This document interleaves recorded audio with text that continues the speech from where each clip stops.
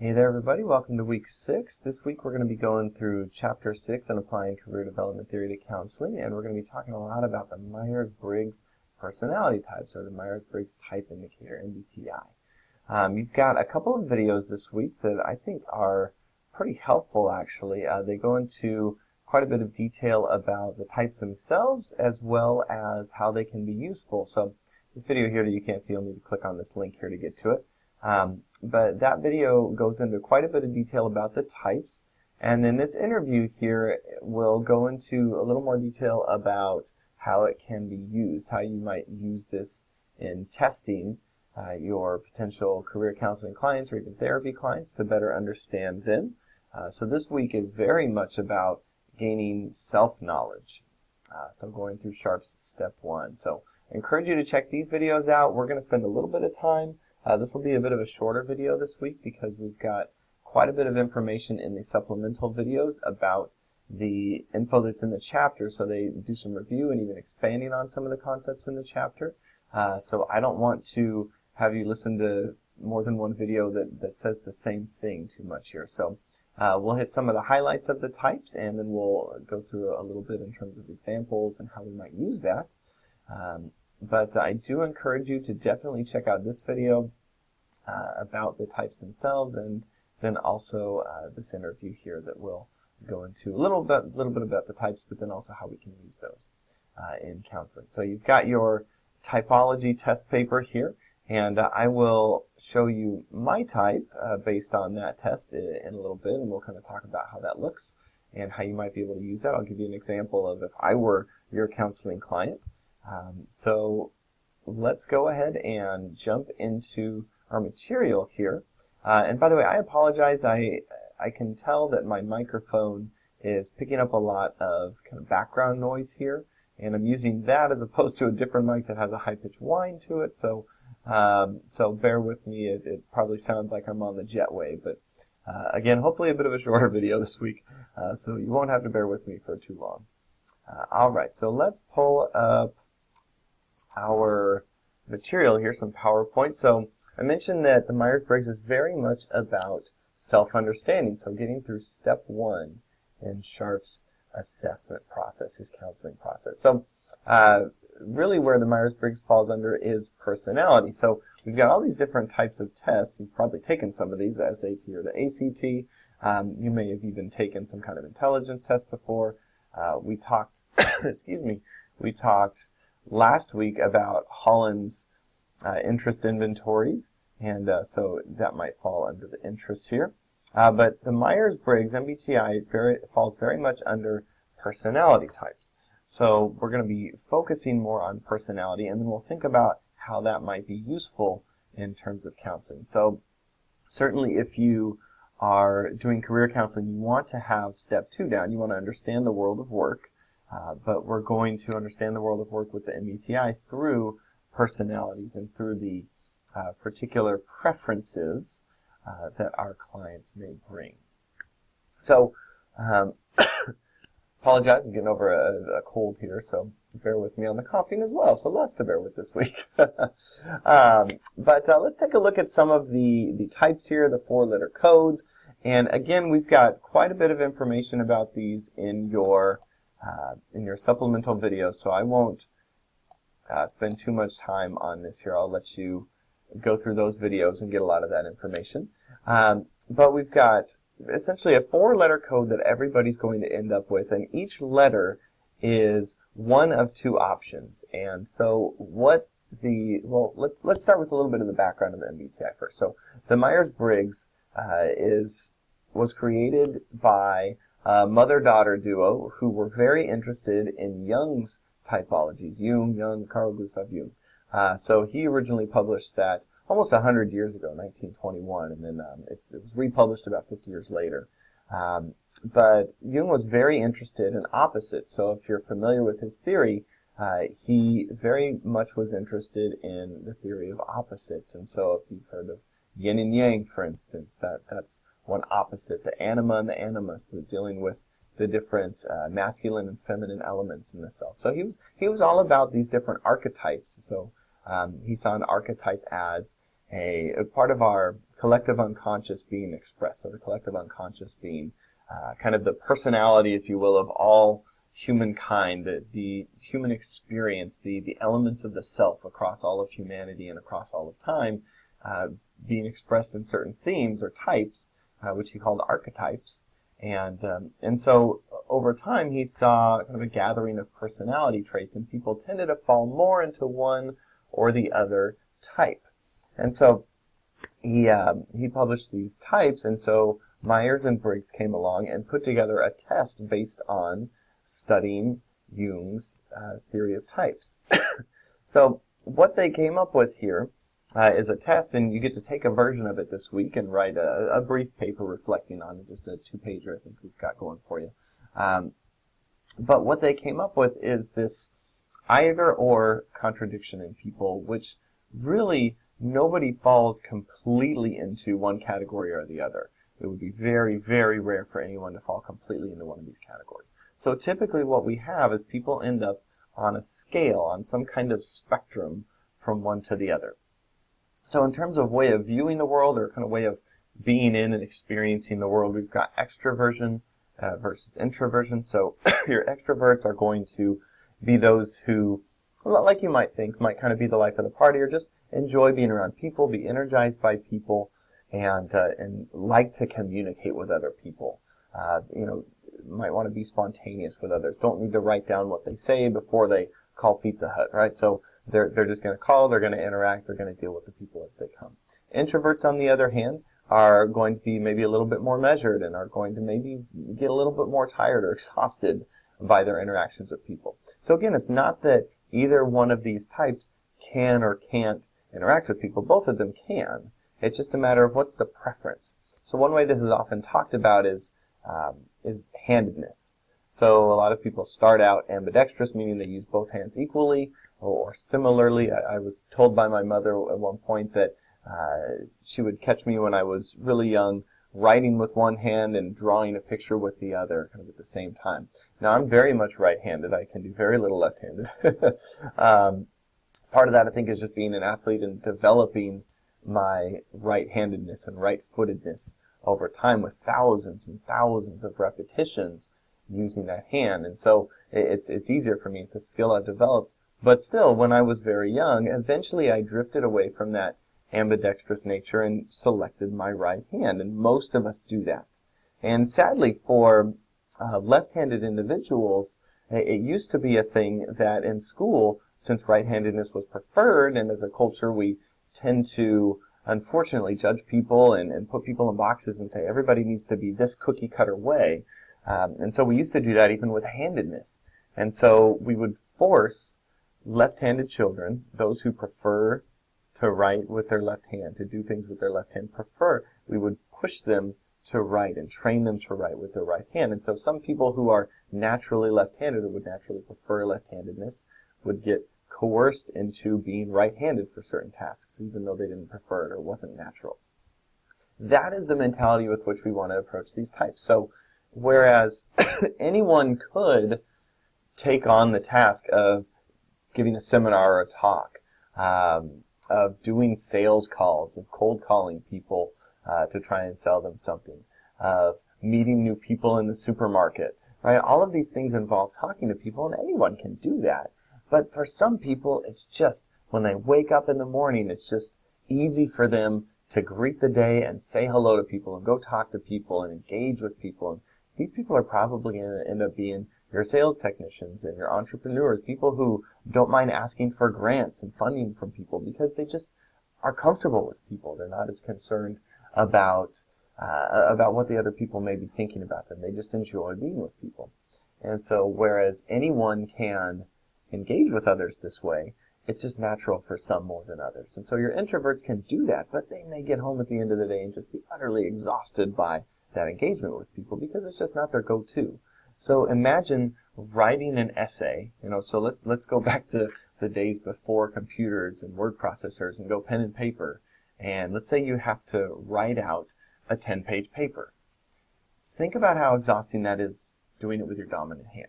Now think about how much longer it would take and how much more mentally, emotionally, and physically, how much your hand would cramp if you had to do that with your offhand. That would be what it might be like to do something in a type that you are not as strong in or that you don't prefer. So when we get these 4-letter codes from people, and we've had people who have preferred E versus I or S versus N, intuition ends up being N because we've already got I for introvert. But if you are working all day long in a job where you are doing something that is not your preferred type, you're probably, A, going to be really tired at the end of the day, and really tired over the length of your career. You're going to get exhausted because you're doing work that doesn't fit you very well. So that's why this typology is really important for people. So if you're thinking about doing career counseling, that's why this can be really helpful for folks, because you're not just going to tell them a job to do. You're going to help them match their personality, their preferred way of being in the world, understanding the world, going about their tasks and their day and their interactions with other people. You're going to help them understand that and choose a career that is a better fit for who they are. So we talked about E versus I, extrovert versus introvert. We're going to get into perceiving and judging now. So perceiving has a couple different elements here, sensing and intuition. And sensing individuals tend to experience the world or take in the world, perceive the world through their senses, mainly through vision and hearing and touch. So not so much through taste and smell, right? So most situations we're not doing a lot of tasting and smelling. So maybe if you were a baker or something, you might use those skills a lot more consistently. But hearing and seeing and touch, these are our primary ways that we take in the world. And so your sensing individuals are going to use that a lot more. They're interested in data, and they're likely going to be more interested in doing things a particular way, and they're going to probably want to get things done right the first time. So they're going to be a little more of your detail-oriented folks. Your intuition people, they're going to be a little bit looser about the way they go about things, perhaps, maybe a little more spontaneous. They may be more about trying new things, and redundancy is going to be difficult for them. So your scientists, for instance, I mean, my wife, I think I've mentioned before, is a biologist, so she studied molecular genetics in graduate school working on her doctorate. And so she would go into the lab all hours of the day, and it was monotonous. I mean, she would listen to hours and hours of podcasts during work, so she'd be in the hood, this little box that you have to sit in, for an hour or two at a time, just transferring material, cells from one box to another. Click, pipetteman, back to the other side, click, click, click, click, click, all the live long day. And if you are not an S person, if you're not detailed, if you're not, I got to get this right, I want to know that there's a plan here, I want to know the details, I want to understand and get this right. If that's not you, you're going to have a hard time in that job. That's a great fit for my wife. She's very strong in the sensing. In intuition, this person's going to have a harder time with that.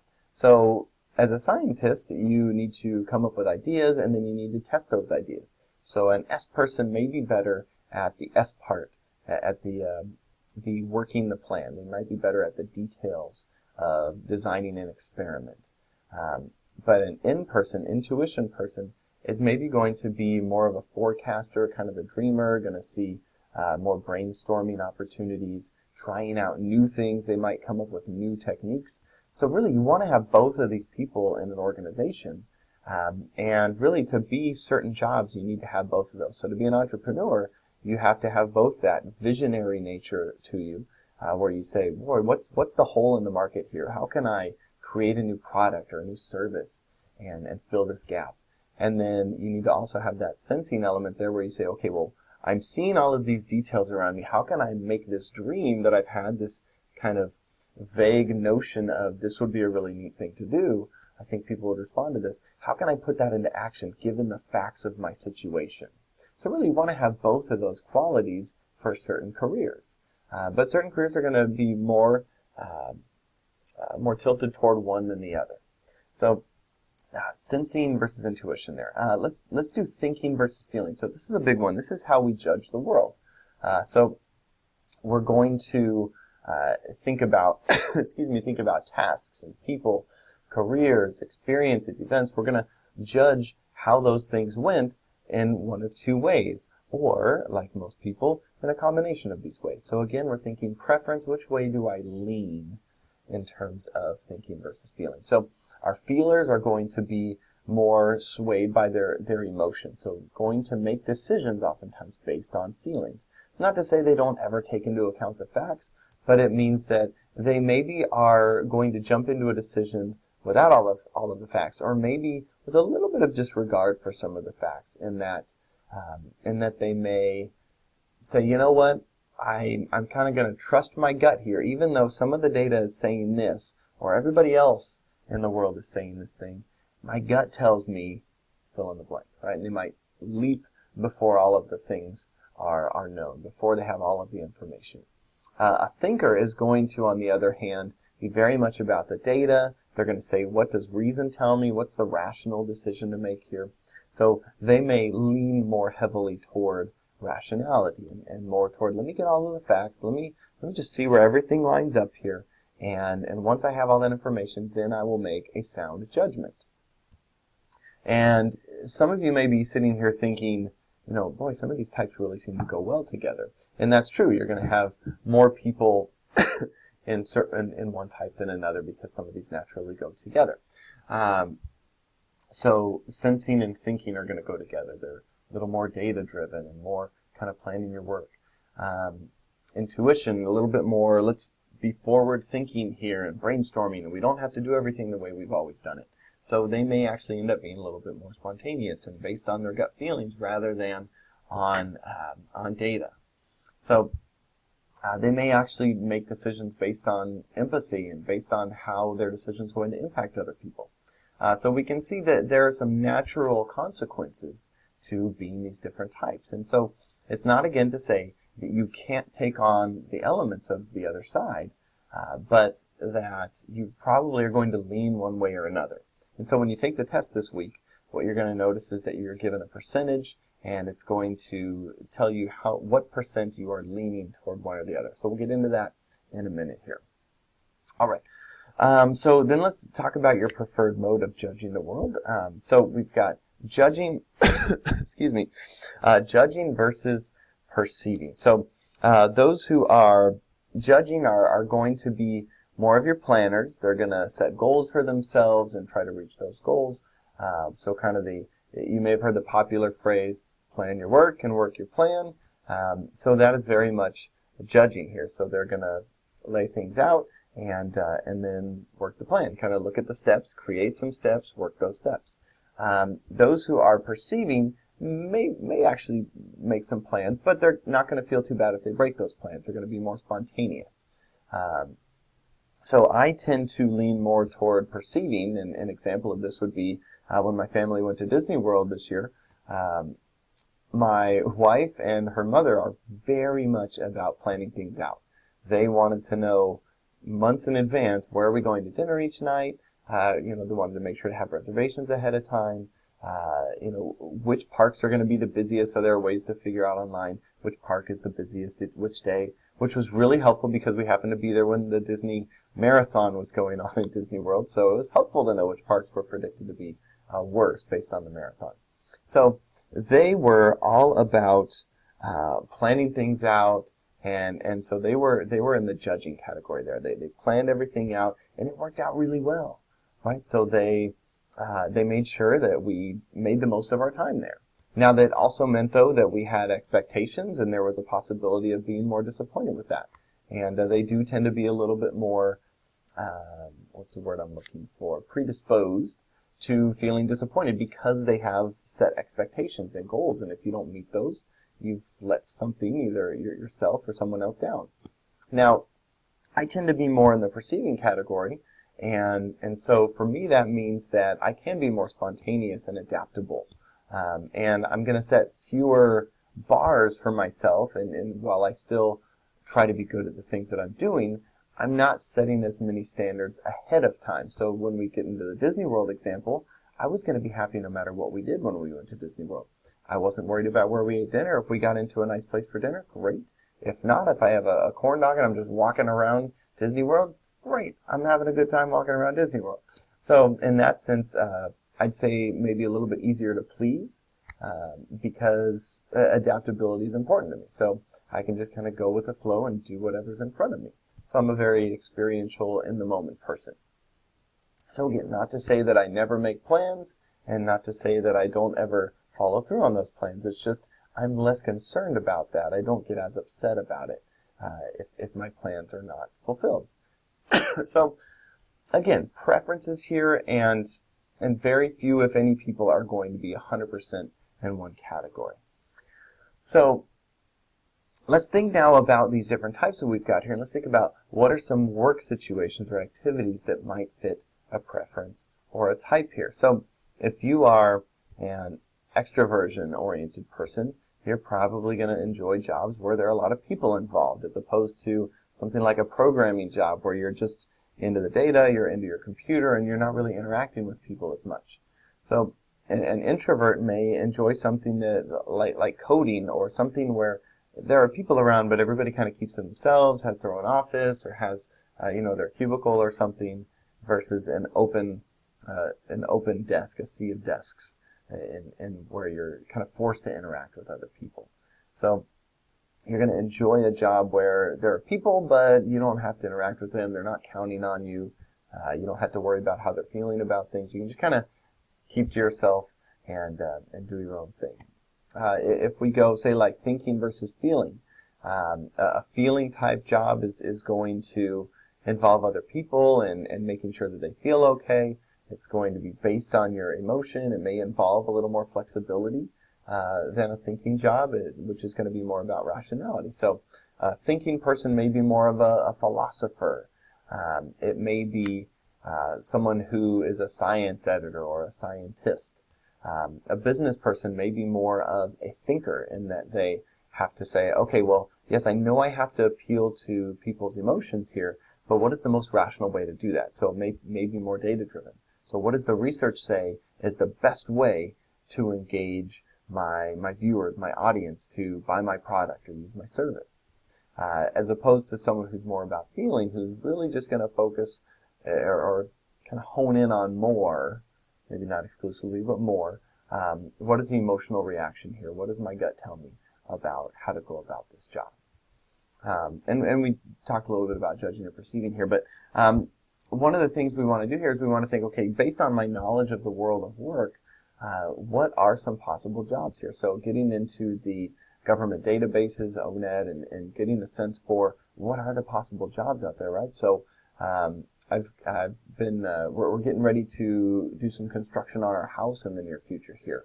So I just was talking on the phone yesterday with a couple of guys, a couple of contractors and an architect, and we're going to have to spend some money on getting some plans drawn up. We're having people come to our house to take a look at what are some possibilities, kind of getting some ideas. And so I'm dealing with people who have very different jobs from mine. So an architect is someone who is going to spend a lot more time drawing up plans. They're interested in numbers and permits and calculations, versus my job is talking to people, whether it's talking to my screen so I can talk to you guys later online, or in my therapy office where I just sit in a chair and talk to people about their lives and their relationships. Very different worlds there, right? But a contractor, as much as they're interacting with all that data and the numbers and everything, is very hands-on. So they may be more sensing, but also having to balance their sensing with their intuition about what would kind of help this room come together. How can we kind of get all the details to come together? So they may be more balanced, sensing versus intuition, than, say, an architect who's maybe all about the details. And yet, as I say that, I also have to recognize that an architect has to kind of forecast and have a vision for what they're going to be creating, what someone else is going to be creating. And they have to see it, and then they have to create it in a digital space or an analog space on paper and with pencil. Right? So all of these are going to have some balance to them. And so what we're hoping to do with these types is we're hoping to help our clients to consider their type and how can they best fit into a work environment over the long term. I mentioned my type here. Let me pull up mine real quick. and then we'll hop back and think about cultural and gender-related variables. Okay, so I took this test. It's been a while since I took it, so I was curious, and I kind of guessed at what my type would be here, and only had one surprise, and that was on the P, on perceiving versus judging. But in terms of my type here, and let me share with you too what these percentages mean. So if we look at extrovert, I'm at a 50% sensing, 16% feeling, 31% perceiving, 44%. So moderate to strong preferences here for perceiving and extrovert. And so what does that mean?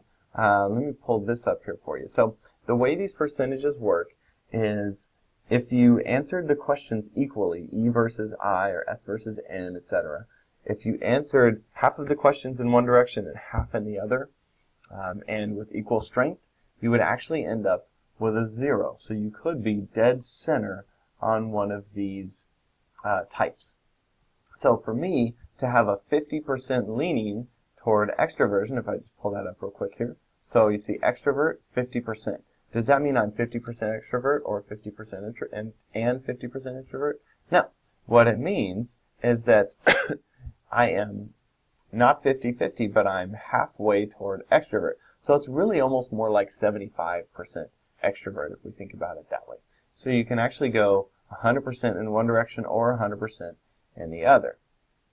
So it's kind of like a Pearson correlation if you think back to your stats class, research class. So a Pearson correlation tells us that we can have a 1.0 positive correlation all the way down to a 1.0 negative correlation.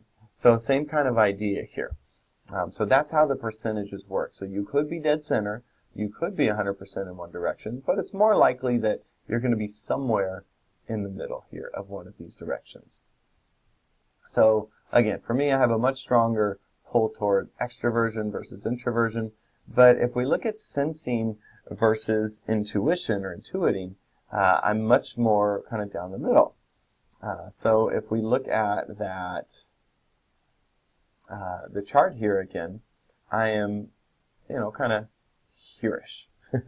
So I'm sensing, but not too far away from the middle. So a slight preference for the sensing. So using my senses, exploring the world through physical and visual, auditory means, and looking at data, but also willing to engage in some of the more brainstorming, visionary, spontaneous ways of doing things. So I don't always have to stick to one way of engaging with the world and one way of doing tasks. So that's one example. So if we look at me and we look at my types here with my ESFP, and P was a bit of a surprise for me. I think just when I consider the types, I thought about judging and the decisiveness of judging, and I don't mind making a quick decision on something. So if there are a few choices in front of me, I might go with my gut a little more, which is kind of more of the feeling element. So this sounds good to me, this feels good to me, I'm going to try this, I'm going to be kind of spontaneous. So I was thinking maybe more of the judgment in terms of decisiveness, as opposed to the kind of setting goals and looking for, what is a good way to do this, what are the steps I need to do this. I'm more of a let's jump in and figure it out as we go, which works really well in therapy, because I've found with clients that if I have an agenda for what we're going to do that day, more often than not, that's not where they are. They've already moved on to something else. So what we were talking about last week, not so much relevant this week. And so even if we were to talk about it, they'd probably have something else on their mind, and that wouldn't be a good place for them. So so I try to be flexible in that, and really what's nice for me is that I don't really have to try that much. I can show up and what are we talking about today? And I just trust that we're going to be okay, that the more important things are going to come to the surface, which is part of P. So the perceiver is going to just trust that things are going to work out, and that's kind of my mentality. It's my mantra. Just things are going to be okay. Things will work out for the good. And really when I think about that integratively, I feel like there's some support for that biblically. So the idea that all things work together for the good of those who love the Lord and are called according to His purpose, I do trust that. And whereas that tells me not necessarily that everything's going to be good, or that I'll enjoy everything, or that all things themselves are good, I do trust that God can use all of my experiences, all of the world events, and turn them for good. So I know there's been a lot of, for instance, a lot of concern, excuse me, ever since Donald Trump's election to the presidency. And, the Bible talks about leaders being ordained by God. And that there's, so it's really testing a lot of people's faith to say, okay, well, how can this really be used for good? How can all of the potentially negative things here be used for good? And it's one of those situations where we have to trust that even if something is not the way I would want it done, or is not done the way that I would want it, if it doesn't work out the way I think it should, if people get hurt in the process, that we have to trust that there is a greater good that's being worked out, and that may be, thousands of years down the line. When we think about human history, not everything takes place in 10, 15, 20-year chunks. There are hundreds and thousands of year leaps and gains that are made, but we don't always see the perspective right away. So being a perceiver, I can trust that a little more maybe than someone who is more in the judging mentality. And by the way, judging here, I want to be clear that we're not thinking about judgmental people here. So the labels here, really, you've probably understood this already, but not super helpful labels when you start getting into what they mean sometimes. So we have to think more about what do they mean rather than what is the label itself. Anyway, all right. So we're gonna move away here, but do know that these types here tend to correlate with other measures of personality. So, for instance, if you've ever taken the StrengthsFinder test, a few of my strengths as identified by StrengthsFinder are woo, or winning others over, adaptability, communication. So when we think about extroversion, for me, communication would fall under here, winning others over would fall under here. The adaptability would go under perceiving, and possibly also under intuition here. So there's definitely some correlation here, and they tend to match up well with other measures. So let's talk about face validity. So if you recall maybe from a research or stats course in the past, or an assessment psych testing course maybe, face validity has to do with the idea that if I look at something, does it look like it makes sense? Does it look like it measures what it's supposed to measure? And so this would be potentially for the average user. So average Joe taking the Myers-Briggs type indicator can look at this and say, okay, I like being with other people, or I prefer to be in the center of the room rather than on the edges. Questions like this that might pop up on an MBTI. And so what they can easily intuit from that is that this is asking about whether I'm an extrovert or an introvert, right? So we can kind of get the sense of what's being asked for. There's no curveball question. And so with this comes the possibility that people can kind of lie on the test, and we call that falsification of type. So where someone answers questions in a way that looks like a different type, or maybe their behavior would betray a different kind of type than is their natural preference. And so one of the things when we think about women or culturally diverse populations is that anybody who's under pressure in a situation to perform a certain way, to be a certain kind of person, may answer these questions, especially if it's in a job screening situation. They may answer questions in a way that they think other people want to hear. And there are no validity scale checks on this like there are for some more rigorous psychometric instruments. So like the Minnesota Multiphasic Personality Inventory has, I think, 9 different validity scales, just off the top of my head here. By the way, that's another piece of my spontaneity, right? So I tend to not script out every single word of a lecture. I don't want to do that. I feel like that's boring for a lot of people.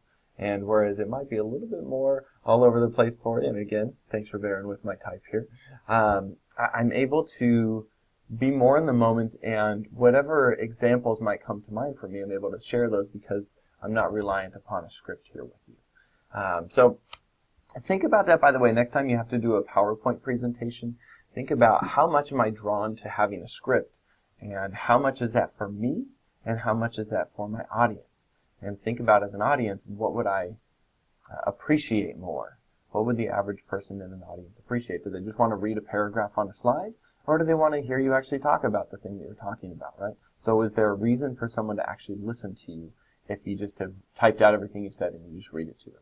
So I think that's really boring as a viewer of a presentation, so I try not to do that for you guys. But there is some pressure sometimes to falsify type, and you can relate to this probably if you've ever taken a test like this as part of a job.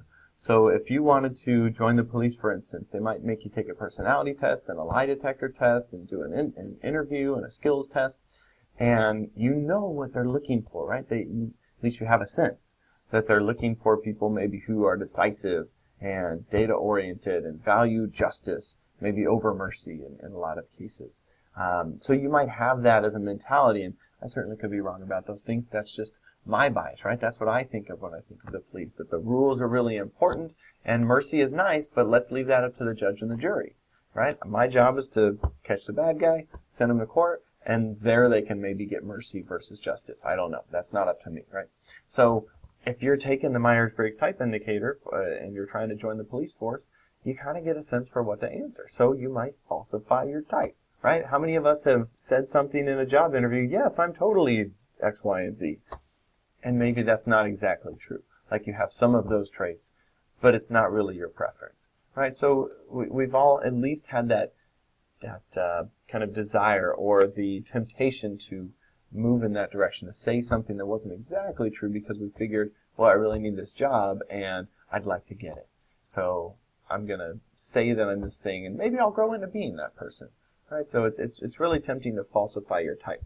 I got to say, I had to fight that when I was taking it, when I was taking the online test recently to show you my results, because I was thinking, I know what this is leaning toward, I want to be this, but let me be honest with the test and really try to answer the questions. So part of this is that when we're working with groups, especially those who may be disadvantaged or maybe those who are under pressure to appear a certain way, we want to really tell them, as much as you might think it's helpful to lie to the test, really more helpful to be honest with it, because if you get into this job, you're probably not going to like it over the long term.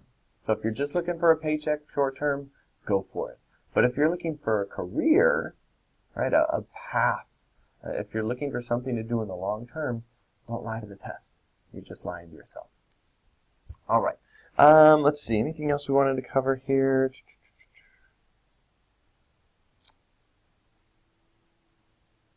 All right. All right, so I think that's all I wanted to say here. So we'll cut this off for you here and have a wonderful week. Enjoy taking the test, and I hope that you find the reflection helpful, if not that helpful for understanding yourself, perhaps, but at least helpful for helping you decide, is this something I might want to have clients take? So hopefully it's helpful for you in gaining self-knowledge, but even if it's not, I hope it helps you to decide, is this something I might use for other people? All right, guys, have a wonderful week, and we'll see you next time.